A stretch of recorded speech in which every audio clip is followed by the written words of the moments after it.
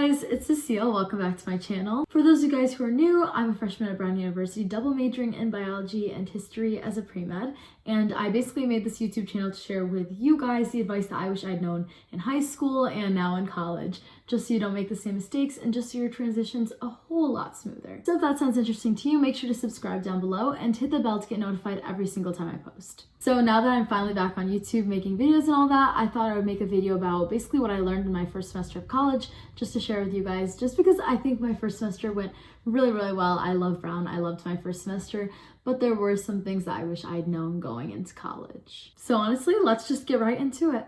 And just as a disclaimer for anyone who hasn't watched my past videos or who might not be aware, basically the reason that that was my first semester and not my second is that Brown did a trimester model just to reduce campus capacity during COVID and everything. So freshmen basically go to school during the spring and the summer. So this summer, in about 10 more days, I'll be starting my second semester, and then I just go right back into a normal fall, spring, like kind of model. So it's basically like 4 semesters in a row for us, which kind of sucks, but it was really interesting, like starting kind of late. Okay, but anyways, let's get on with the video. The very first piece of advice I wish I had drilled into my head before I started college is to actually try to get to know your teachers. Like, I'm talking freshman year. I feel like people emphasize that you should go to office hours and get to know them and all that kind of stuff, but nobody actually like tells you how important this is. If you're hoping to go to grad school or you're pre-med like I am, you will realize later on that some of the programs and the research opportunities and the things that you want to do, like during your summers and stuff like that to make you a stronger applicant, require sometimes 3 recommendation letters from past professors. If you're not making an effort to try to get to know your professors and to have them actually remember your names in the classes that you're good at and the classes that you actually like, then you're doing something wrong. Now, I'm not saying for every single class that you're enrolled in, you have to make sure that professor knows you and loves you and everything. No, I'm saying like for the classes that you're actively good at and the classes that are going to be good for you in the future, that you're hoping to make a career out of, you should try to make an effort to get to know that teacher and have them get to know you. I had teachers that had like office hours where you could just drop in and ask questions and stuff like that, but you're also more than welcome usually to just email them and be like, hey, can we set up a one-on-one? Like, I really want to talk. I want to get to know what your research is about. Like, I want to get clarification on this homework assignment.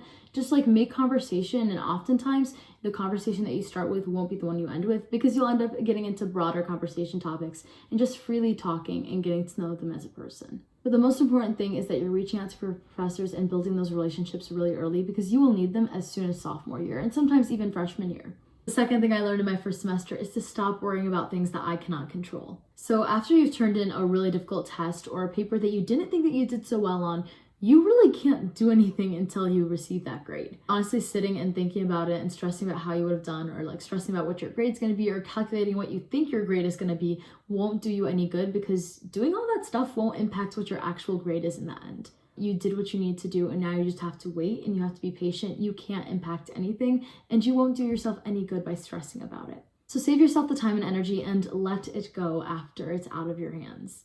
In college, you'll find that a lot of students try to compete with each other to see who can get like the least amount of sleep and still function the next day, because they think that it's cool if they can get like 2 hours of sleep and still end up like paying attention in their classes and doing fine the next day. Or so they think. I promise you, this will come back to bite you in the butt when you're studying for finals and cramming and you suddenly cannot comprehend anything because you're so sleep deprived. Please listen to me and get yourself on a solid sleep schedule early on. Like, I used to sleep at 12 o'clock, like midnight and everything, and then wake up at 8 a.m. and my life was great. I was always motivated and I woke up like refreshed, ready to start the day. But then as time progressed, like I ended up sleeping at like 4 and then waking up at 8 still, or sleeping at 5 and waking up at 9. It was just like so all over the place. And then some days I'd wake up at like 1 p.m. and stuff like that. Like, my sleep schedule is whack. Don't do yourself like that. At first in the semester, I was fine. Like, I was sleeping at like midnight, 1 a.m., like waking up at like 8 or 9 a.m., and it was totally fine. But then later on in the semester, I started to go to sleep at like 4 a.m., 5 a.m. or so, sometimes waking up at 1 p.m. or 2 p.m. or 11 a.m. It was just like all over the place, and I soon started to have trouble actually falling asleep. But if you're like me, don't worry, because it's not too late to fix your sleep schedule. Now, before I move on talking about my other tips, I just wanted to plug Ivy Camps USA, just because I do believe that this is a really good resource, especially if you're a high school senior hoping to go to college next year and everything. And so something I wanted to talk about is their different bundles that they have right now going on. So go to their bundles tab. If you click there, they have 2 options. They have that for 6 through 14, but then you want to look at the ages 14 through 18 one, and this is a bundle where you can actually design your own semester, and this is perfect, especially if you're a high schooler applying to college right now. So you can start off basically by choosing your own course to just plan out your future and the pre-application journey. So between these two, I'm going to pick the 5-week one, and then I'm going to add it to my cart. And then next, what I really like are these career exploration classes, because honestly, if you think about it, it's a waste of time and money if you choose a major in college and then decide that you don't actually like that major, and then you're wasting your time and the money that you enrolled in those courses. So here you can enroll in these courses and kind of decide whether you actually like a subject, spend 5 weeks learning about it, and then make a real decision on your major. And they also have this high school mentorship thing that you can also add to your cart. And basically this bundle just saves you a bunch of money rather than like buying each one of these different components separately. So honestly, you have that price, and then you can add it to your cart. And then if you use code Cecile 15 off, you can get 15% off this price until the end of September. So definitely check them out. Moving on to my fourth tip that I learned in my first semester, and this one's really, really important, and it is don't try to force friendships. When you're into college as a freshman, a lot of the people there are really eager to make friends, mostly because nobody really knows anybody else there, especially if it's an out-of-state heavy school. So a lot of the times you might think that the people that you meet the first few weeks or even the first month or so are going to be your best friends, and that you're going to always stay together and stuff like that, but spoiler alert, that's not always how it works. So before I actually got on campus, I had been talking to these people like online like about a year before I actually got there, and like we were really close friends. Like we always FaceTimed, my phone was always blowing up because of them, and I went in thinking that this was my formed group of friends and that like this was going to stay solid for the next 4 years, and these were my best friends I was going to spend like every moment with.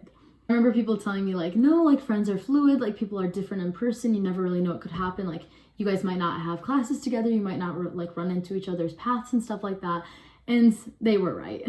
And oftentimes the people that I DM'd on Instagram, like saying that I was gonna get boba with them or like watch movies and like do fun stuff like that just because we thought that we would click in person, like that never ended up actually happening. But honestly, it's for the better. Like, don't try to force friendships just because you want everything to work out perfectly, and don't try to restrict yourself early on to like one formed friend group.